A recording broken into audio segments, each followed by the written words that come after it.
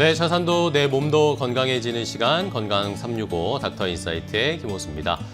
자, 오늘은 건강 닥터 그리고 보험 닥터 세 분과 함께 보험과 내 건강을 유지할 수 있는 노하우를 좀 알려드리려고 합니다. 많은 분들이 목 통증이라든지 허리 디스크라든지 요즘 스마트폰을 워낙 많이 보다 보니까 그런 건강이 안 좋으신 분들이 많은데 관련해서 자세하게 어떻게 하면 올바른 자세와 건강을 유지할 수 있을지 또 여기와 연관돼서 보험은 어떻게 준비할 수 있을지 자세하게 이야기를 나눠보고 노하우를 알려드리도록 하겠습니다.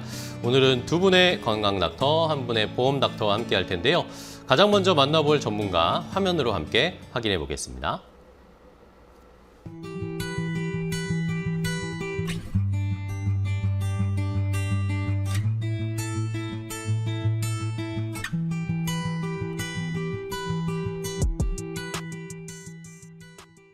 자, 오늘 첫 번째 함께할 전문가 만나보도록 하겠습니다. 오늘은 서울 더탑 정형외과 재활의학과의 김정길 대표원장과 함께합니다. 원장님 안녕하세요. 안녕하세요. 반갑습니다. 네, 반갑습니다. 네. 자, 우리 시청자 여러분들께 인사 좀 부탁드릴까요? 안녕하세요. 저는 여러분의 척추관절 건강지킴이 재활의학과 전문의 김정길입니다. 반갑습니다. 네, 반갑습니다, 원장님. 자, 척추관절 지킴이라고 하셨으니까 네. 우리 시청자분들의 척추 건강 또 건강을 위해서 어떤 노하우를 알려주실지 궁금한데요. 그래서 저희가 시청자분의 사연을 좀 받아봤습니다. 네. 고민이 있으시고 또 아프신 시청자분의 사연, 첫 번째 어떤 사연이 준비되어 있는지 화면으로 함께 확인해 보겠습니다. 몇 달 전부터 목과 허리 통증이 점점 심해지고 있습니다. 처음에는 가볍게 결리는 정도였는데 이제는 오래 앉아있거나 잠깐만 걸어도 통증이 확 올라옵니다.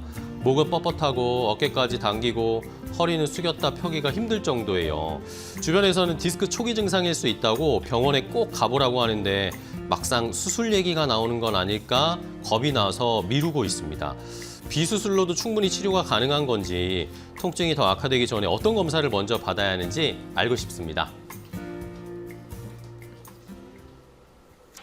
자, 시청자분의 사연을 함께 들어봤습니다.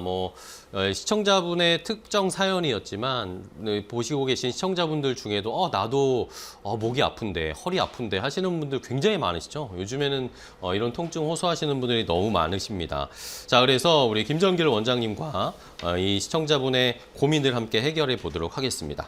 자, 원장님 일단은 저도 가끔 목이 뻐근하고 네. 결리고 할 때가 있는데 이걸 단순 통증으로 생각을 해야 되는 건지 아니면 이게 진짜 디스크로 발전될 수 있는 건지 이걸 어떻게 제가 판단할 수 있을까요, 시청자분들이? 사실 우리가 목이 아프다고 하면은 목 주변에 있는 근육들이 아픈 경우가 굉장히 많습니다. 그쵸. 그래서 대부분의 근육통은 한 24시간이나 72시간 내에 없어지는 게 대부분이거든요. 네네. 그런데 자세와 관련된 통증, 예를 들어서 목을 이제 앞으로 숙인 자세를 오랫동안 하고 있거나 또는 목을 쭉 뺀 상태로 이렇게 업무를 많이 했다거나 했을 때 그렇게 해서 느끼는 통증이 지속된다면은 그것은 디스크성 통증으로 의심해봐야 될 포인트가 아닌가 싶습니다. 네, 그렇군요. 자, 그러면은 이렇게 말씀해 주신 것처럼 단순 근육통인지 아니면 디스크로 발전될 수 있는 상황인지 이런 것들을 잘 파악을 해야 될 텐데 아침마다 저도 솔직히 말씀드리면 아침에 자고 일어나면 막 목이 천근만근 뻐근합니다. 이게 왜 이렇게 많은지도 궁금하고 아무래도 저는 생각하는 게 제 수면 자세가 안 좋은 건가? 베개를 안 맞는 걸 쓰고 있는 건가? 그런 생각도 좀 들거든요. 이런 것도 실제로 영향을 미치나요? 그럼요. 실제로 영향을 많이 미칩니다. 특히 야간에 뒤통수의 높은 높이의 베개를 베고 오랫동안 주무시는 경우 또는 어르신분들 중에서 소파에서 목을 이렇게 구부린 상태로 주무시는 경우 아침에 일어나서 목 통증을 호소하시는 분들이 상당히 많습니다. 네. 그것은 우리가 목은 앞으로 구부러지면은 경추 디스크에 압력이 증가됩니다. 압력이 증가되면은 그 자체가 손상으로 이어질 수 있기 때문에 다음 날 통증을 느끼는 환자분들이 많습니다. 그리고 나서 그래서 제가 환자분들한테는 주무실 때 베개를 뒤통수보다는 이 목을 받치는 베개를 하라고 많이 권장을 해주거든요. 네네. 그렇게 해서 주무실 때도 목의 이 C자 커브가 잘 유지되도록 하는 게 중요하고 그리고 옆으로도 주무시잖아요. 네네. 옆으로 주무실 때도 이 척추가 일자로 잘 정렬되게끔 주무시는 것을 추천을 드립니다. 그런데 가끔씩 베개를 저는 잘 베고 자는데 다음 날 계속 아파요 하고 말씀하시는 분들은 주로 전날 무리하게 컴퓨터 작업을 하거나 오래 많이 숙였거나 그렇게 그런 생활 습관에서도 통증이 올 수 있기 때문에 다음 날 아침에 목이 아픈 경우는 내 베개가 잘못된 건 아닌가, 내 수면 자세가 잘못된 건 아닌가, 혹은 전날 내가 어떤 목을 무리하게 쓴 건 아닌가 이렇게 생각하시면 될 것 같습니다. 네, 알겠습니다.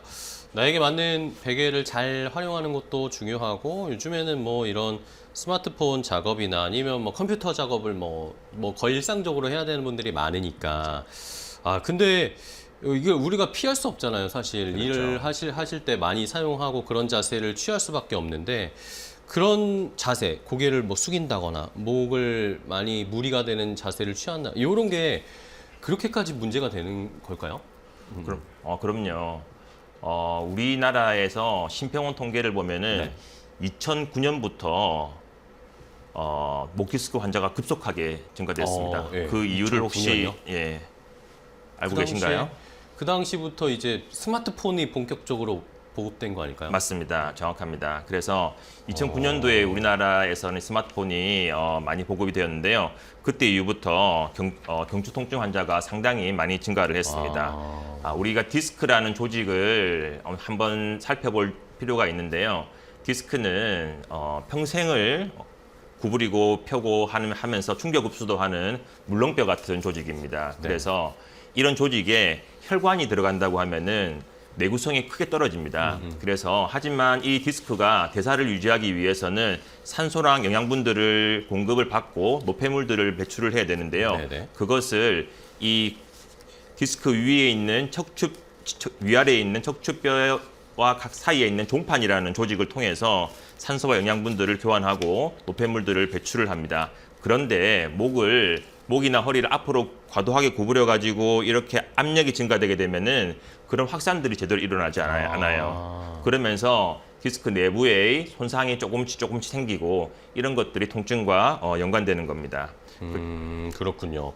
자, 그러면은 말씀해 주신 것처럼 우리가 디스크 좋은 자세도 유지하고 디스크에 저희가 노출되지 않도록 잘 관리를 해야 할 텐데 간혹 가다가 이제 허리가 아픈 분들이 뭐 막상 병원에 가보니까 디스크였다 이런 분들이 있는데 허리가 아프지 않았는데도 디스크를 발견했다 뭐 그런 분들도 있으시더라고요. 예, 맞아요.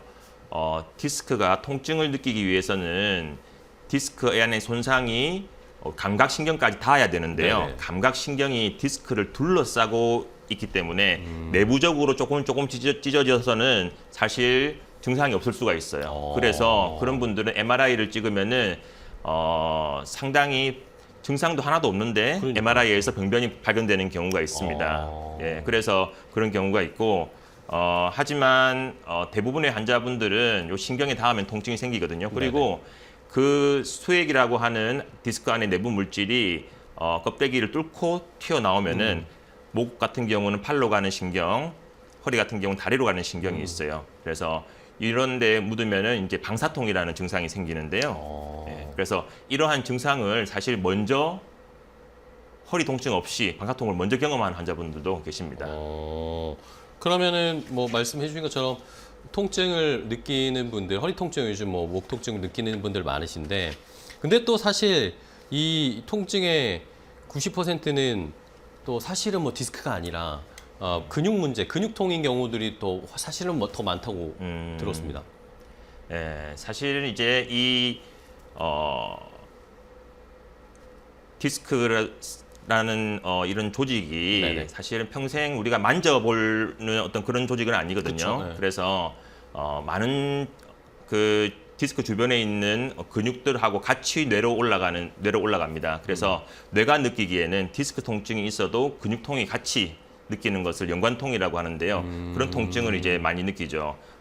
그래서 하지만 진짜 디스크가 손상이 돼가지고 통증이 생기는 경추통이나 네. 요통을 경험하게 되면은 환자분들이 이것은 근육에서 오는 통증이 아니다라고 금방 인지를 하게 됩니다. 예를 들어서 제가 제 환자 중에서는 근력 운동을 많이 하신 분이 계세요. 네네네. 처음에 그분은 데드리프트나 스쿼트 같은 운동을 하면서 근육이 뻐근할 때 내가 오늘 운동을 잘 먹고 있구나라고 생각했다는 거예요. 네. 그래서 그런데 이 운동이 쉬웠는데도 불구하고 계속 통증이 생기는 겁니다. 그래서 병원에 와서 MRI 검사를 해보니까 디스크가 많이 나와 있는 경우도 상당히 많습니다. 그래서 분명히 그 MRI 검사에서 증상이 없는 경우도 통증이 생길 수도 있고, 그리고 통증이 전혀 없는 환자분들에서도 MRI 검사에서 병변이 확인되는 경우도 있습니다. 그러면은 이제 내가 건강을 유지하기 위해서 또는 올바른 자세를 취하기 위해서 막 운동을 열심히 하겠다라고 생각을 하시는 분들이 많은데, 근데 또 하다 보면은 아픕니다. 그죠? 그렇죠. 그러면은 이게 우리가 운동을 잘못하고 있기 때문에 통증이 생기는 거라고 생각하면 될까요? 흔히 잘못 알려진 상식 중에 하나가 척추를 잡아주고 있는 코어 근육이 약해서 네네. 허리가 아프다는 것입니다. 근데 그것은 반은 맞고 반은 틀린 얘기예요. 그래요? 코어 근육이 좋으면은 허리가 외부의 충격에 대비하는 그런 안전 자산은 될 수가 있겠죠. 네네. 하지만 디스크가 손상된 것을 코어 근육이 약해서라고 생각을 해서 코어 근육을 계속 강화를 한다면은 예를 들어서 통증이 있는데도 불구하고 계속 운동을 한다고 하면은 그것은 잘못된 것입니다. 예를 들어서 우리가 팔뼈가 부러지지 않습니까? 네네. 그러면은 잘 좋은 자세로 해서 팔을 고정을 해놓고 뼈가 붙은 다음에 근력 운동을 해야겠죠. 디스크도 마찬가지입니다. 디스크도 좋은 자세로 디스크가 아물고 난 다음에 그 자세를 유지하고 운동을 하는 게 좋은 방법이 되겠습니다. 네. 자, 그러면 다음 뭐 하나 좀 넘어가서 이렇게 통증을 느낀다라고 하면은 저희가 뭐 응급치료도 하고 뭐 운동을 하고 스트레칭도 하면서 풀 수 있겠지만 결국에는 이 정도 되면은 병원을 가야 된다라는 그런 기준이 좀 있을 것 같아요. 그렇죠? 이 정도면은 병원에 가서 한번 검사 받아야 된다라고 하는 기준? 신호? 뭘로 파악하면 될까요? 대부분의 환자분들께서는 뭐 통증으로 병원에 오시는 분들이 많기는 많은데요. 네. 진짜 꼭 와야 되는 경우가 몇 개 있습니다. 예를 들어서 팔로 다리로 내려가는 방사통이 있는데 참을 수 있을 정도면은 그 정도는 병원에 안 오셔도 돼요. 그리고 제가 나중에 알려드리겠지만은 목과 허리를 펴는 신전 자세가 응급 처치가 될 수 있기 때문에 그렇게 해서 통증이 줄어든다고 하면은 안 오셔도 되는데 감각이 떨어지거나 힘이 빠지거나 또는 대소변 장애가 생기는 경우는 단순히 신경뿌리에 염증이 생기는 방사통을 떠나서 그걸 넘어서 신경 손상이 진행되고 있는 단계이기 때문에 그때는 반드시 병원에 오셔서 전문의 진료를 받으셔야 되겠습니다. 네, 알겠습니다. 자, 그러면 병원에 가서 이제 검사를 받기 시작합니다. 검사를 받으면 저희가 사실 여러 가지 종류가 검사하는 종류가 있잖아요. 뭐 엑스레이도 네. 일단은 기본적으로 찍어볼 것이고, 뭐 MRI, 초음파 검사도 하면은 이제 뭐 가격도 올라가고 이제 부담스러워지기 시작하는데 그렇죠. 그럼 어떤 기준으로 검사를 하시나요? 사실 이제 검사라고 하는 게 굉장히 다양하고 환자분들의 증상도 다양해요. 그쵸, 네. 그래서 환자분들의 증상에 맞게끔 적절한 검사를 하는 게 되게 중요한데요. 예를 들어서 만약에 엑스레이 검사가 있다. 엑스레이 네. 검사는 실제적으로 뼈를 보는 검사거든요. 그래서 경미한 증상의 환자가 왔을 때 일단 엑스레이 검사를 찍어봅니다. 그래서 뼈에 큰 문제가 없는 경우는 어차피 치료는 방법은 비슷하기 때문에 굳이 비싼 검사를 할 필요가 없는 거죠. 그럴 때 사용을 하고요. 만약에 통증이 갑자기 극심해졌다. 네. 그리고 엑스레이를 봤는데도 엑스레이에서 설명이 안 되는 정도로 통증이 심한 경우, 그리고 팔다리로 통증이 내려가는 방사통을 경험하고 있는데 이것은 급하게 시술을 해야 되겠는데 어떤 레벨에서 어느 방향으로 시술을 해야 될지를 판단하게 해주는 것이 MRI 검사가 되겠습니다. 네. 그리고 초음파 진단기기도 많이 사용을 하는데요. 초음파 진단기기는 뼈를 통과할 수는 없어요. 하지만 그 척추뼈를 잡아주고 있는 인대나 힘줄이나 신경이 자세히 잘 보이거든요. 네네. 그래서 초음파 진단기기는 시술을 할 때 가이드를 해서 시술하기 굉장히 용이한 장점이 있습니다. 그 외에도 근전도 검사라고 하는 게 있는데요. 네. 근전도 검사는 신경의 생리 상태를 확인할 수 있습니다. 그래서 신경에 염증이 있는지, 손상이 있는지, 그리고 손상이 있으면은 회복은 되고 있는지, 예후가 어떤지를 정확하게 판단할 수 있기 때문에 그러한 근전도 검사는 향후 치료 방법을 결정하는 좋은 가이드라인이 되고 있습니다. 그래서 종합을 하면은 병원에 가셔서 의사들이 진료를 할 때는 환자의 특성, 그리고 증상, 그리고 증상의 경중 여부, 증상의 종류, 치료 방법을 고려해서 다양한 검사를 이제 하게 되는 것입니다. 네. 자, 그럼 이렇게 검사를 해서 뭐 원인을 발견했다거나 그 다음으로 이제 방법론으로 치료를 어떻게 해 나가시는지도 궁금해요. 흔히 비수술 치료, 수술 네. 치료 이렇게 나눠지지 않습니까? 아나운서님 혹시 네. 보통은 수술적 치료가 비수술적 치료보다 비용이 비싸잖아요. 네네네. 그러면은 이런 비용이 많이 드는 치료가 더 좋은 치료일까요? 아, 글쎄요. 뭐 간단하게 생각하면은 돈을 많이 들면 효과가 좋겠지? 이런 생각을 할 것 같긴 합니다. 사실 정답은 그 환자한테 맞는 치료가 제일 좋은 그렇죠. 치료거든요. 그래서 만약에 흔히 비싼 치료, 수술적 치료가 가장 좋다고 잘못 생각하는 경우가 많아요. 그렇죠. 단순히 자세만 바로 해도 약만 먹어도 좋아지는 경우가 있는데 이런 경우인데도 불구하고 과도한 수술적 치료를 한다거나 수백만 원 하는 시술을 하는 것은 옳지는 않겠죠. 네네. 그리고 특히 이제 연세 드신 분들 중에서는 수술적 치료가 치료의 끝판왕이다. 그래서 이 치료하면은 다 좋아진다라고 착각을 하시는 분이 계세요. 그런데 우리가 한 가지 이제 생각해야 될 점은 수술적 치료는 병변을 제거하거나 성형을 하는 건데 그렇게 한번 하고 나면은 다시 이전처럼 못 돌린다는 겁니다. 그렇죠. 그래서 치료의 진짜 마지막 단계에서 선생님이 고민하는 것이고요. 대부분의 환자분들은 비수술적 치료로 치료가 가능한 경우가 많거든요. 그래서 이제 그 길거리를 가다 보면은 네네. 우리 흔히 전광판이라든지 광고판에 비수술적 치료라고 많이 떠 있잖아요. 그래서 이러한 비수술적 치료에 대해서 몇 가지 안내를 해드리고자 제가 말씀을 드리겠습니다. 네네. 뭐가 있을까요? 제일 중요한 것은 본인이 스스로 자세를 잘 유지하는 거예요. 허리에 좋은 자세, 경추에 좋은 자세인데요. 우리가 태어났을 때 요 C자 커브, 전만이라고 하는 C자 커브를 잘 유지하는 게 되게 중요해요. 아나운서님께서도 목에 손을 대고 계시는데 일을 하시다 보면은 고개를 숙이고 일을 하시다 보면은 이제 목이 뻣뻣해지고 아프시지 않습니까? 그쵸, 네. 그럴 때 하는 한 가지 운동 방법이 있습니다. 팁이 뭘까요? 저를 따라 해보시겠습니까? 네네. 가슴을 이렇게 펴고 목을 뒤로 젖히는 그런 자세인데요. 이렇게 내 증상을 알고 이렇게 간단한 응급처치를 할 수 있으면은 제일 좋고요. 네네. 그리고 약물로 치료하는 방법도 있습니다. 예. 약물은 전신에 항염증 작용을 하는 소염제 같은 약물들을 복용하면서 네. 회복을 이제 하는 것이고요.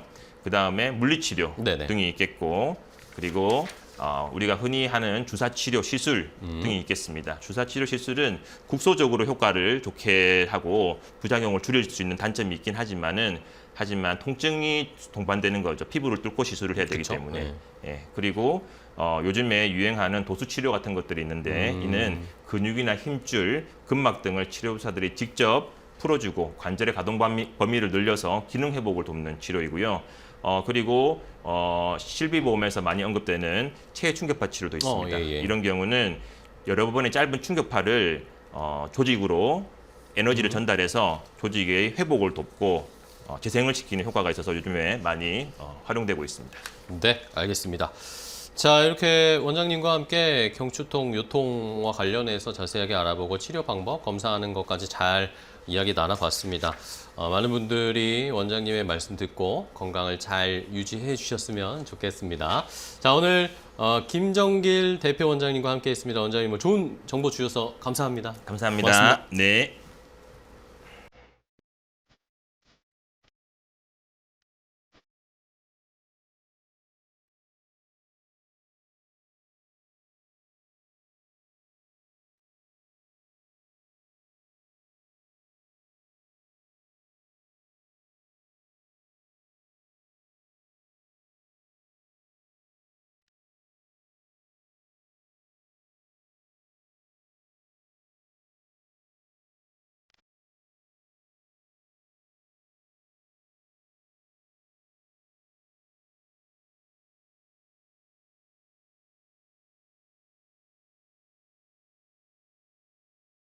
자, 이제 두 번째 전문가 만나보도록 하겠습니다. 어떤 분이 함께 하실지 화면으로 먼저 만나보시죠.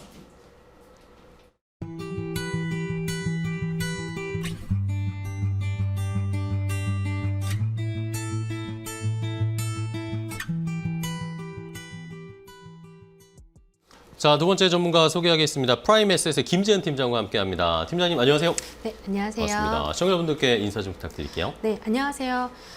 가입보다 이해를 먼저 돕는 상담, 복잡한 보험을 쉽게 풀어서 설명드리는 보험 전문가 김재은 팀장입니다. 네, 반갑습니다. 네. 자, 그러면 김재은 팀장님과는 어떤 또 사연을, 시청자분의 사연을 함께 들어볼지 먼저 시청자분의 사연을 함께 확인해 보시죠. 요즘 건강 얘기를 자주 듣다 보니까 혹시 암 진단을 받게 되면 내가 제대로 준비가 되어 있는지 걱정이 됩니다. 암 진단비는 있다고 해도 실제 치료를 하다 보면 항암이나 방사선 수술비가 계속 들어간다고 해서 부담이 클 것 같더라고요. 또 실손보험이 있으면 다 되는 줄 알았는데 정형 실손이랑 암 실손 청구가 따로라는 얘기를 들으니까 더 헷갈립니다. 어디까지 보장이 되고 나중에 후유증이 남으면 후유장애 진단비도 받을 수 있는 건지 잘 모르겠는데요. 보험은 들어만 두기만 했지 내용을 제대로 이해하지 못한 상태라서 막상 일이 생기면 손해보는 건 아닌지 걱정입니다. 쉽게 설명해 주시면 정말 도움이 될 것 같습니다. 자, 두 번째 시청자분의 사연을 들어봤는데 암보험 여러 가지를 준비를 해야 되는 건 아시는데 정작 보험을 들어두기만 하고 본인의 보험이 어떤 걸 보장되는지 이런 것들은 잘 이해하지 못하시는 것 같아요. 자, 팀장님과 그럼 하나씩 자세하게 좀 이야기를 나눠보도록 하겠습니다. 자, 일단은 암보험을 우리가 가장 많이 철저하게 준비해야 된다라고 이야기를 많이 듣는데 그 중에서도 진단비가 중요하다 그런 이야기 많이 들었거든요, 저도. 그럼 진단비가 진짜 가장 중요한 핵심일까요? 네, 일단 암보험에서 가장 중요한 거는 진단비라고 할 수 있겠습니다. 여러 가지 이유가 있겠지만 가장 중요한 거는 치료 자금하고 생활 자금 이런 것이 핵심이지 않을까 싶습니다. 첫 번째, 암은 진단받는 그 날부터 비용이 발생을 합니다. 검사비나 치료 전 준비비, 일을 쉬면서 발생하는 소득 공백, 그리고 교통비 이런 것들이 치료 전부터 발생을 하시게 되는데요. 암의 종류와 어떤 치료를 먼저 시작하느냐에 따라 수술비는 수술을 해야 지급, 입원비는 입원을 해야 지급이라는 조건이 붙지만 진단비의 경우에는 입원을 하지 않아도 수술을 하지 않아도 진단 시에는 지급이 되기 때문에 그 어떤 특약보다 조건 없이 빠르게 지급을 받으실 수 있습니다. 두 번째로는 생활 자금을 말씀드릴 수 있겠는데요. 암 진단을 받으시면 치료를 받으시는 걱정보다 앞으로 생활은 어떻게 하지라는 걱정을 하시는 분도 굉장히 많습니다. 특히 진단받으시는 분들이 부모님이시라면 자녀부터 먼저 떠올리시게 되는데요. 이때 암 진단비가 소득 공백에 대한 불안감을 줄여주고 생활이 멈추지 않게 해주는 여유를 만들어주는 돈입니다. 한마디로 정의를 하면 진단비는 암 진단 이후 삶을 지켜주는 암보험의 핵심이라고 할 수 있겠습니다. 네. 자, 암 진단비를 저희가 잘 대비를 해서 준비를 해놔야 되겠고, 그러면 또 시청자분들이 많이 이제 어려워하시는 것이 소외감이나 유사암 이런 거 구분하는 게 좀 어려워요. 네. 일반 분들이 보시기에는. 네네네. 네, 그렇죠. 네, 어떻게 일반암하고 유사암, 소외감의 차이는 굉장히 중요한데요. 저도 보험을 하기 전까지는 일반암이 뭔지, 유사암이 뭔지 아예 생각하지도 않았을 때도 있었습니다. 네네. 설명을 잠깐 드리면 일반암은 암세포가 주변 조직을 침범한 침윤, 그리고 전이가 조금이라도 되었거나 전이 가능성이 굉장히 높은 단계를 말하고 유사암의 경우에는 암으로는 진단은 되었지만 침윤이 없고 전이가 없고 전이 가능성이 매우 낮은 초기 단계로 보는 암입니다. 일반암과 소외감의 구분 방법은 회사마다 차이는 있겠지만 기타 피부암이나 제자리암, 경계성 종양, 갑상선암 등을 말합니다. 진단비 자체가 일반암의 10% 또는 20% 정도만 가입이 되시기 때문에 이렇게 같은 암이라는 단어가 붙어도 받는 진단비 금액이 완전히 다르세요. 예를 들어서 일반암 진단비가 1억이 있다 하더라도 유사암이나 소외감은 2천만 원 또는 1천만 원만 보장이 되고 있습니다. 그런데 요즘에는 건강검진 등을 굉장히 많이 하시기 때문에 유사암 진단 발병률이 굉장히 높은데요. 고객님들께서 암 진단비는 일반암 진단비만 생각을 하시고 나는 암 진단비가 많이 갖고 있으니까 라고 생각을 하셨다가 최종 진단이 유사암으로 되시는 경우에는 소액의 진단금만을 수령하시는 경우도 많습니다. 유사암의 치료 과정은 입원이나 수술, 치료 이렇게 일반암과 거의 동일한데 보험회사에서는 경증 취급을 받고 있기 때문에 고객님들께서는 유사암의 보장 금액을 한 번씩은 체크를 해보시는 게 좋겠습니다. 네. 자, 그러면은 아까 진단비가 가장 중요하다라고 말씀해 주셨지만 현실적으로 저희가 준비를 할 때 뭐 다 하면 너무 좋겠지만 네네. 어디에다가 좀 더 무게를 둬야 될까? 치료비나 진단비 중에. 암 진단비하고 치료비 둘 다 뭐 누가 더 중요하다라고 할 수 없을 정도로 사실 중요한 그렇죠. 특약들인데요. 일단 간략하게 각 특약을 설명을 드려보면 암 진단비는 암으로 확정 지급이 되면 치료 여부에 상관없이 입원을 안 해도 수술을 하지 않아도 확정 진단만 되면 지급이 되고 그리고 한 번에 일시급으로 지급이 되며 사용 연도에 제한이 없습니다. 네. 이렇게 지급받은 치료비로 아까 말씀드린 생활 자금이나 대출 상환 이런 소득 공백 보전의 목적으로 사용을 하시게 되고요. 암 치료비는 실제로 해당 특약에 대한 치료를 받으셨을 때만 지급이 되십니다. 고가의 비급여 표적 치료를 할 경우에는 웬만한 진단비로는 본인 부담금을 해결하실 수가 없기 때문에 이 특약 또한 중요한 특약이라고 생각을 합니다. 이 두 가지 특약이 다 중요하지만 위에 말씀드린 장점과 단점으로 봤을 때 개인적인 생각으로는 네네. 암 진단비가 먼저 준비가 되고 나서 그리고 나서 치료비를 준비하시는 거 그게 순서이지 않을까 싶습니다. 일단은 뭐 진단비를 잘 충족을 시켜놓고 거기에다 네네. 특약으로 플러스 하는 게 좋겠다라는 네네. 방법을 알려주셨는데, 근데 요즘에 어쨌든 뭐 의료 기술도 발달하고 이러다 보니까 치료비가 굉장히 많이 들잖아요. 네. 예, 표적 항암이나 뭐 면역 항암 이런 치료 받으면 뭐 관련된 치료비가 엄청나게 나오는데 이거는 실손보험에서는 어느 정도까지가 보장이 되는 거예요? 일단 실손은 가입 시기에 따라 보험 약관하고 그리고 네. 보험사 한번 문의를 해보셔야지 정확하시겠지만 대부분 통원은 25만 원에서 입원은 5천만 원 한도로 보장이 되고 계십니다. 그런데 지금 선생님께서 말씀하신 비급여 치료의 경우 최대 70%까지만 보장을 하고 있어서 비급여 치료 시 본인 부담금이 굉장히 높습니다. 특히 면역 항암이나 표적 항암 이런 최신 치료들은 대부분 비급여 치료이기 때문에 실손만으로는 충분한 보장이 어렵습니다. 네네. 대략적으로 표적 항암이랑 면역 항암제는 입원 치료가 아닌 통원 치료로 이루어지시는데요. 표적 항암제는 1회당 60만 원에서 150만 원, 면역 항암제는 1회당 350만 원에서 600만 원 정도의 비용이 소요가 됩니다. 그러면 통원 한도 25만 원을 대부분 초과를 하시게 되죠. 그런데 이런 치료들이 한 번에 끝나시는 게 아니라 연간 12회에서 18회 그리고 2년에서 3년 정도 거쳐서 치료를 하시기 때문에 총 수천만 원의 비용이 발생을 하실 수 있습니다. 이런 이유로 표적 항암이나 면역 항암 등은 실손에서만 보장받으시기에는 본인 부담금이 너무 높으시니 암 진단비나 치료비를 같이 구성해서 가지고 가시는 것이 좋습니다. 실손 가지고만은 아무래도 뭐 이걸 충당하기가 네. 쉽지는 않겠죠. 예, 좋습니다. 그러면은 암 치료를 하는 과정 중에 뭐 허리라든지 관절 치료 같은 것들도 좀 받는 경우가 네. 있잖아요. 이런 것도 실손에서 보장이 가능한가요? 네, 가능합니다. 암 치료를 받는 동안에도 상해로 인해서 허리 관절이나 뭐 등 관절이나 아니면 뭐 무릎 관절 같은 네네. 경우를 다치신 경우에도 실손 청구가 가능하신데요.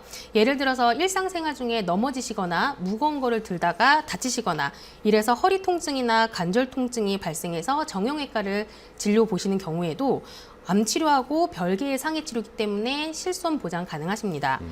또 암 치료 중에 암과 직접적인 관련이 없다 하더라도 질병이나 상해로 인한 치료면 실손 보장 가능하십니다. 허리 디스크, 관절염, 근육 손상, 염좌 같은 질환도 의사의 진단과 치료가 이루어졌다면 암 치료 여부와 상관없이 실손해서 보장받으실 수 있습니다. 근데 중요하게 생각하셔야 될 점은 네. 치료 목적이 명확하게 진료 기록에 남아 있으셔야 하고요. 상해인지 질병인지 의학적 구분이 명확해야 한다는 점입니다. 이 기준만 충족이 된다면 암 치료 중에도 정형외과 치료에 대한 실손 청구가 가능하십니다. 알겠습니다. 자, 그러면은 암 실손 아까도 저희가 체크를 해봤지만 암 실손을 저희가 청구를 했는데 이게 거절되는 사례들도 꽤 있다고 네. 들었거든요. 왜 그럴까요? 암 실손 청구가 거절되는 주된 이유는 여러 가지 이유가 있을 네. 수 있지만 몇 가지만 추려서 말씀을 네네. 드려보면 진단 기준이 불충족됐거나 고지 의무 위반, 그리고 서류 누락 및 의료 기록 불일치 등이 있습니다. 첫 번째 먼저 말씀드릴 거는 진단 기준 불충족의 경우에는 조직 검사 없이 영상의학적인 소견만 있었을 때를 예로 들 수 있습니다. 조직 검사 후에 진단서에 C코드가 정확하게 기재가 돼야 하고 병리 진단명과 진단일이 명확하게 준비가 되어 있으셔야 합니다. 두 번째로는 고지 의무 위반인데요. 고객님들께서 보험을 가입하실 때 알릴 의무 고지라는 거를 기재를 하십니다. 이때 이 알릴 의무 고지 내용을 정확하게 기재하지 않았을 경우 향후 보험금 청구를 하셨을 때 계약이 해지가 된다든지 그리고 보험금이 부지급이 되는 경우도 발생하실 수 있기 때문에 가입하실 때는 알릴 의무 고지를 정확하게 기재를 하셔야 합니다. 마지막으로 서류 누락 그리고 의료 기록 불일치를 주의를 하셔야 되는데요. 네네. 차트 기록하고 진단서 내용이 다를 경우 그리고 병리 검사 결과지나 영상 소견서가 누락이거나 의료기관명이 상이하거나 진단일 발급일이 부정확한 경우에도 지급 거절의 경우가 발생할 수 있습니다. 이 외에도 임상시험이나 그리고 연구 목적의 치료 건강보조식품, 그리고 단순히 요양을 위한 입원 같은 직접적인 치료 목적이 아닌 경우에도 실손 청구 거절이 되실 수 있습니다.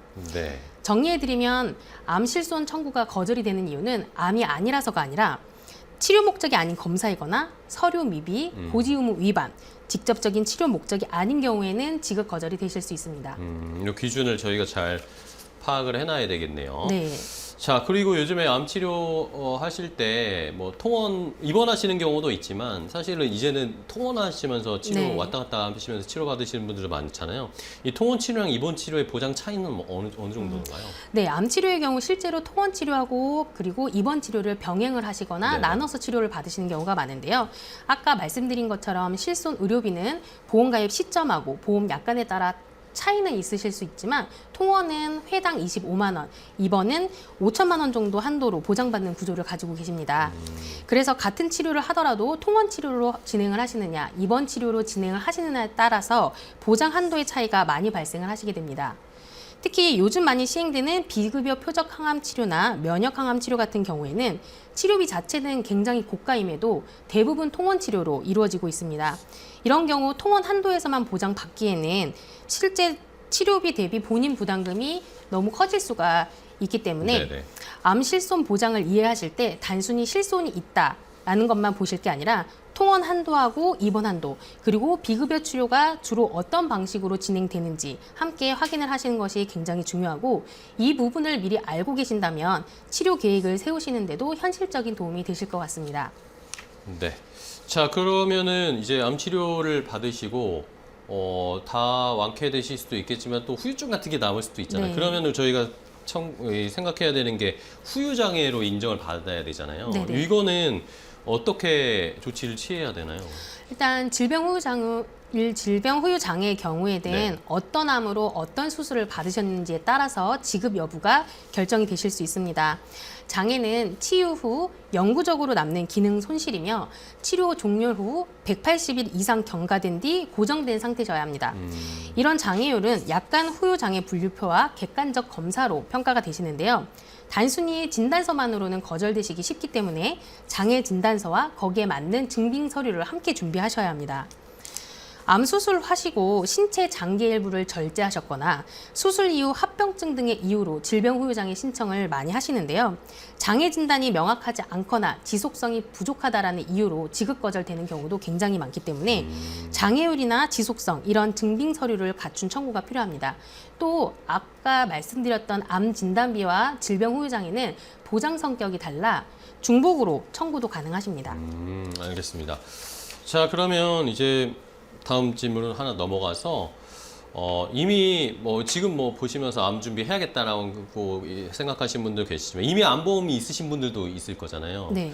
그런 분들은 내가 이걸 다시 한번 리모델링 해야 할지 또 고민을 하실 것 같아요. 네. 그러면은 요걸 언제 한번 점검을 해보면 좋을까요? 암보험은 일단 아플 때 점검을 하시는 보험이 아니라 아프시기 전에 점검을 하시는 보험이고요. 인생의 변곡점이라고 하죠. 그때마다 한 번씩 체크를 해보시는 게 좋습니다. 예를 들어서 결혼이나 출산, 자녀의 독립하실 때 이때 한번 체크를 해보시는 게 좋고 기존 암보험이 5년 이상 된 경우에도 체크를 해보시는 게 좋습니다. 그 이유는 기존 암보험은 보장 범위가 좁거나 새로 나온 특약이 반영되지 않았을 수 있기 때문에 확인이 필요하시고 건강검진을 앞두고 계시거나 나의 건강 상태가 좀 변화가 있다라고 생각이 드셨을 때 병원을 먼저 가시는 게 아니라 기존에 있는 보험 내용을 먼저 확인을 하시고 병원에 가시는 거를 추천드립니다. 그런데 이때 기존 보험을 무조건 해지하고 새로 가입하는 그런 상황이 아니라 불필요한 특약이 있는 기존 보험의 내약을 삭제를 하고 절감된 보험료로 부족했던 새로운 치료비 등의 특약을 새로 추가하시는 것이 좋습니다. 또한 해지하시고 신규로 가입하실 때는 연령대도 높아지셨고 그동안의 치료력이 있기 때문에 기존 보험보다 보험료는 높고 보장성은 줄어들 수 있는 내용도 있으시기 때문에 해지하시기 전에 꼭 전문가 상담을 하시고 진행을 하셨으면 좋겠습니다. 네, 알겠습니다. 보험을 또 다시 준비하려고 하시는 분들도 계실 텐데 인생의 중요한 변곡점에서 한번 좀 리모델링을 해본다든지 아니면 내가 건강검진 받기 전에 네네. 아프기 전에 좀 미리 준비를 해야 한다는 거 다시 한번 좀 시청자분들도 잘 참고해 주시면 좋겠습니다. 자, 오늘 프라임 에셋의 김지은 팀장과 함께 이야기 나누는데요. 좋은 정보 알려주셔서 팀장님 감사합니다. 고맙습니다. 감사합니다.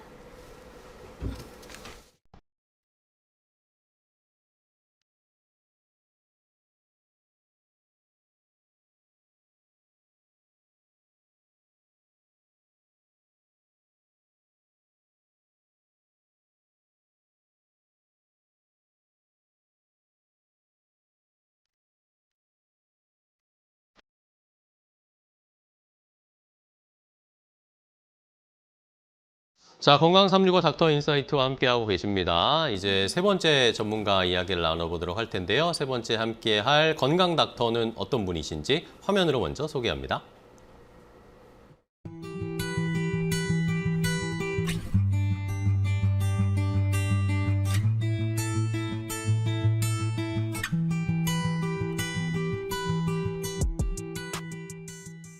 자, 세 번째 함께할 전문가 만나보도록 하겠습니다. 치유한방병원 강남본점의 장혁준 대표원장님이십니다. 안녕하세요, 원장님. 반갑습니다. 안녕하세요. 또 뵙습니다. 오랜만에. 네, 오랜만에 두 번째 뵈니까 네. 반갑네요. 네, 시청자분들께도 인사 부탁드릴게요. 안녕하세요. 저 치유한방병원에서 암 환자분들의 이제 재활 치료와 항암 방사선 후유증 치료를 전담하고 있는 장혁준이라고 합니다. 네, 반갑습니다. 자, 장혁준 대표원장님과 또 이야기를 나눠볼 텐데요. 어떤 시청자분의 사연이 또 있을지 함께 화면으로 먼저 확인해 보도록 하겠습니다. 최근에 암 치료를 마치고 일상으로 돌아가려고 하는데 생각보다 몸이 쉽게 지치고 통증이나 불편감이 계속 남아 있습니다. 치료가 끝났으니까 괜찮아질 거라 생각했는데 체력도 떨어지고 잠도 잘 오지 않아서 걱정이 큰데요. 병원에서는 경과를 지켜보자고만 하는데 회복 속도를 조금이라도 높이고 재발에 대한 불안도 줄이고 싶다는 마음이 듭니다. 주변에서 암 재활 한방 치료가 회복과 면역 관리에 도움이 될 수 있다는 얘기를 들어서 관심이 생겼는데 양방 치료 이후에 한방 치료를 병행해도 괜찮은지 실제로 어떤 부분에서 도움을 받을 수 있을지 시청자 입장에서 쉽게 설명해 주시면 감사하겠습니다. 자, 마지막 또 시청자분의 사연을 들어봤습니다. 암 치료를 마치셔서 일단은 천만 다행이신데 건강을 좀 회복하고 있는 중이라고 하십니다. 자, 그럼 원장님과 이야기를 좀 나눠볼까요? 자, 일단은 이 시청자분은 양방 치료를 마치시고 한방 치료로 좀 재활을 해볼까 라고 생각을 하시는 것 같아요. 그러면은 암 재활은 일반 치료와는 조금 다르잖아요. 이거를 왜 회복이라는 표현을 쓰는지가 좀 궁금하더라고요. 이제 암 환자분들의 재활 치료 이게 회복과 왜 연관되는지 굉장히 생소하실 텐데요. 네. 일단은 그 암 환자분들은 수술 그리고 항암 방사선 치료와 같은 표준 치료 과정을 겪게 됩니다. 네네. 또 이로 인해 수술과 같이 큰 조직 손상을 입히는 치료를 받게 되고 또 항암이나 방사선 치료 같은 장기간 신경이나 조직 손상을 발생시키는 치료를 받게 되면은 환자분들이 신체적으로 전신적 기능 저하나 골수 기능 저하, 조혈작용 저하 등과 같은 다양한 신체적 부작용과 더불어서 조직 손상, 신경 손상과 같은 손상을 통해서 뭐 통증, 신경 증상, 뭐 저림 등과 같은 다양한 부작용을 겪게 됩니다. 또 이와 더불어서 위장 질환과 같은 소화기 증상이 남게 되는 경우도 있는데요. 이러한 이제 손상된 신체를 회복하는 과정까지를 암 재활 치료 과정이라고 일컫기 때문에 회복이 포함된다고 보면 좋을 것 같습니다. 그래서 치료도 치료지만 회복 과정이다라고 저희가 생각을 해봐야 되는데 그러면은 실제로 이렇게 암 이 치료를 어느 정도 마치시고 검사상에는 뭐 나오는 게 없는데 진짜 이렇게 막 극심한 피로를 호소하는 분들이 많으신가요? 사실 굉장히 많이 직접 진료를 보면 굉장히 많은 분들이 그런 증상을 호소하시는데요. 짧게는 3개월, 길게는 정말 2, 3년까지도 호소하시는 경우가 많이 있습니다. 이런 경우는 아까 말씀드렸던 것처럼 장시간의 항암 방사선 치료 등과 같이 신체가 손상을 입어서 전신적인 기능, 신체 기능이 떨어지게 된 경우 이러한 피로감이 잔주하게 되고 그 외에도 아까 말씀드렸던 것처럼 골수 기능이 저하되면서 조혈작용이 떨어진 경우 이러한 후유증이 남으면서 환자분들은 극심한 피로감 또는 불안, 우울 등과 같은 정신적 증상과 더불어서 불면증과 같은 증상이 오게 되면은 또 피로감을 극심하게 느끼는 경우도 많이 발생하게 됩니다. 그렇군요. 실제로 이런 분들이 많으시구나. 예. 그러면은 아까 우리 시청자분도 말씀을 살짝 해주셨는데 이 암 재활 뭐 회복과 관련된 치료를 받을 때 한방 치료를 또 요즘 많이 선호하신다고 또 찾는다고 이야기를 들었습니다. 왜 그럴까요? 일단은 한방 치료가 최근에 이제 미국에서 암 치료 가이드라인에서 권고 등급이 상당히 비교적 높게 제한되기도 했고 일단 양방적으로 재활 치료를 받으실 때 조금 이제 약물 처방이나 물리 치료만으로 좀 부족한 경우에 한방 치료를 병행하면 효과를 조금 더 볼 수 있기 때문에 많이들 관심을 갖고 실제 치료를 받고 계십니다. 또 미국에서 아까 말씀드린 것처럼 암 치료 권고 가이드라인에서 특히 한방 치료가 효과 있는 항목에 대해서 CIMV라고 하는 항암 치료로 인해서 발생한 구역감, 소화기 증상 이런 부분에 대해서 침 치료, 뜸 치료를 병행하게 되면 이러한 소화기 증상을 굉장히 완화할 수 있고 또 CIPN이라고 해서 항암 치료 환자분들이 굉장히 많이 겪게 되는 신경통 그리고 저림 등과 같은 신경 증상에 대해서 침 치료나 뜸 치료, 열자극 치료를 병행하게 되면 신경 재생이나 신경 순환을 촉진시켜서 이러한 부작용을 최소화하거나 완화할 수 있다는 연구 결과도 많이 발표되고 있습니다. 그렇군요. 미국에서도 관심이 좀 많이 부각이 되고 있는 것 같습니다. 자, 그러면은 뭐 암 수술을 하고 난 이후에 남는 불편함, 뭐 이런 것들도 재활이나 뭐 치유의 대상이 될까요? 맞습니다. 이제 기본적으로 아까 말씀드렸던 것처럼 위장 질환, 구역감, 네네. 뭐 소화기 질환, 식욕 부진 등과 같은 소화 기능 저하에 따른 증상에 대한 치료도 암 재활 치료에 포함될 수 있고요. 네. 또 근육통, 신경통, 신경 증상과 같은 신체적 증상 또한 기본적으로 암 재활 치료에 모두 포함되는 항목입니다. 또 이와 더불어 암 진단 이후에 환자분들이 겪는 신체 증상 외에 뭐 불안, 두려움, 우울, 그리고 불면 등과 같은 다양한 정신적 증상도 많이 앓게 되는데요. 네네. 이러한 정신적 질환의 치료까지 좀 병행하고 서포트하는 것을 전체적인 암 재활 치료, 포괄적 재활 치료라고 볼 수 있겠습니다. 알겠습니다.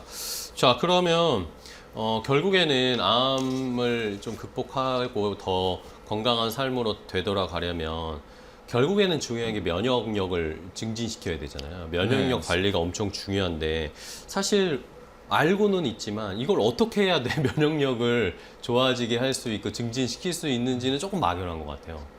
네. 어떻게 해야 될까요?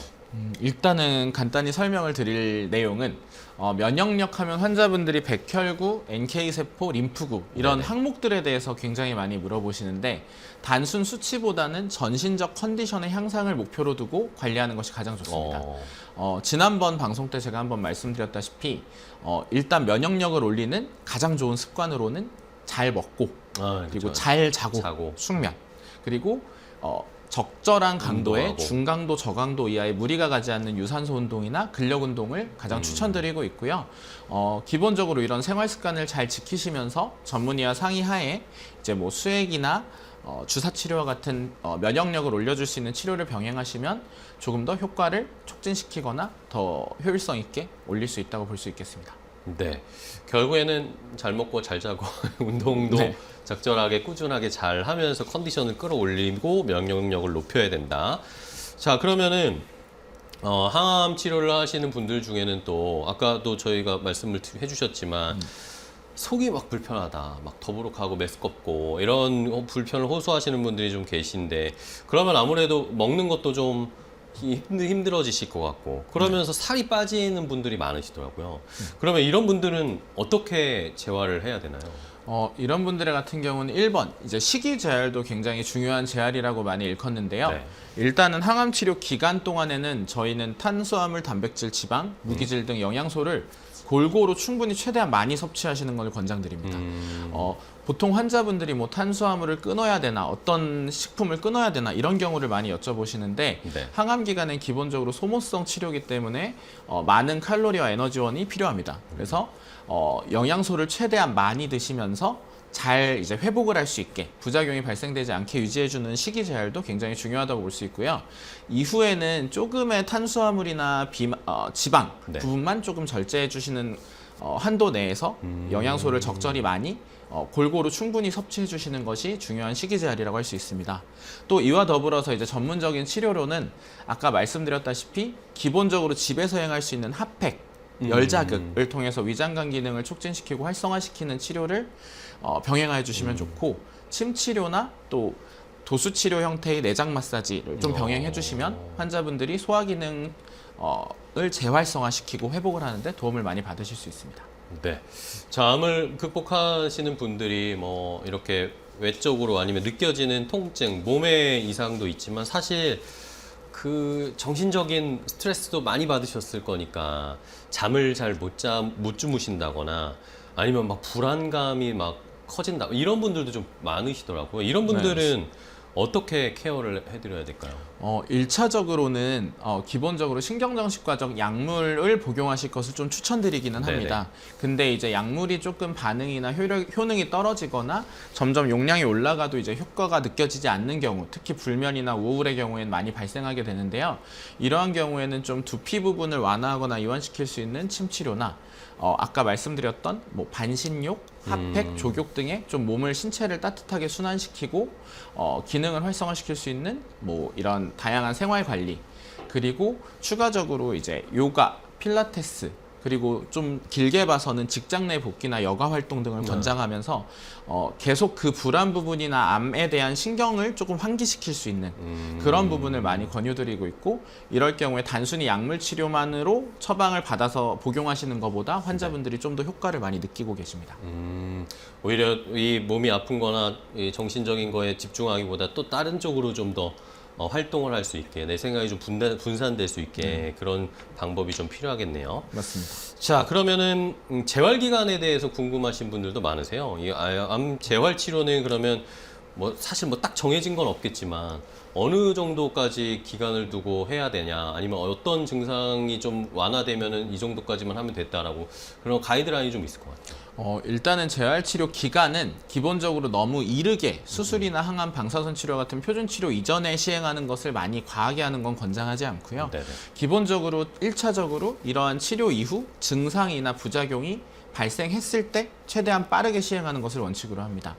또 최대한 빠르게 시행한 다음에 이 항암이나 방사선 치료와 같은 표준 치료 이후에 후유증이 짧게는 3개월, 길게는 뭐 3년, 5년까지도 남는 경우가 있는데, 이러한 후유증이 남아있는 기간 동안 최대한 길게 관리를 하는 것이 후유증을 없애거나 최소화하면서 효율적으로 후유증 관리할 수 있는 좋은 재활치료 기간이라고 볼 수 있겠습니다. 알겠습니다.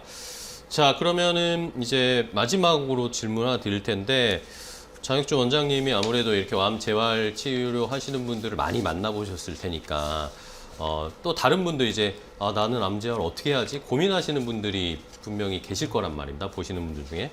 어떻게 하면 좋다라고 좀 마지막으로 조언 한 마디 좀 부탁드립니다. 환자분들께서 가장 많이 물어보시는 질문인데요. 치료가 끝나고 뭐 3달, 2달, 3주가 지났는데 이 후유증 왜 이렇게 안 없어지냐, 이렇게 가장 많이 질문을 하시는데, 암 재활 치료 그리고 암 치료 이후의 관리에 대해서는 기간을 설정하거나 증상을 단기간에 개선시킨다 이런 개념보다는 전반적인 신체 면역력이나 기능을 다시 회복하면서 관리하고, 추가적으로 생활습관 관리를 더불어서 전체적인 신체 기능을 활성화시키고 면역력을 촉진시키는 걸 우선으로 하며, 그다음 남아있는 후유 증상 이런 것들에 대해서 장기간 조금 치료 기간을 염두에 두시고 최대한 이제 증상을 완화할 수 있고 최소화시킬 수 있는 관리를 염두에 두시면 너무 좋을 것 같습니다. 그래서 아까 말씀드린 개선보다는 회복이라는 관점에서 접근해 주시면은 재활 치료가 좀 더 쉽게 이해할 수 있고 환자분들이 받으시는데도 도움이 많이 될 것 같습니다. 알겠습니다. 뭐 암 치료를 마무리를 해도 이게 사람마다 또 케이스마다 또 기간은 달라지고 방법이 달라지겠지만 어쨌든 내가 차근차근 좀 회복해 나간다라는 마인드를 가지고 대응을 하시는 게 가장 좋을 것 같다라고 우리 또 원장님께서 자세하게 설명을 해주셨습니다. 자, 오늘 치유한방병원 강남 본점의 장혁준 대표원장님과 함께 이야기 나눴는데 오늘 좋은 정보 알려주셔서 너무 감사하고요. 다음에 또 뵙도록 하겠습니다, 원장님. 고생 네. 다음에 또 초청해 주시면 좋은 정보 가지고 오겠습니다. 네, 고생 많으셨습니다. 감사합니다. 고맙습니다. 네.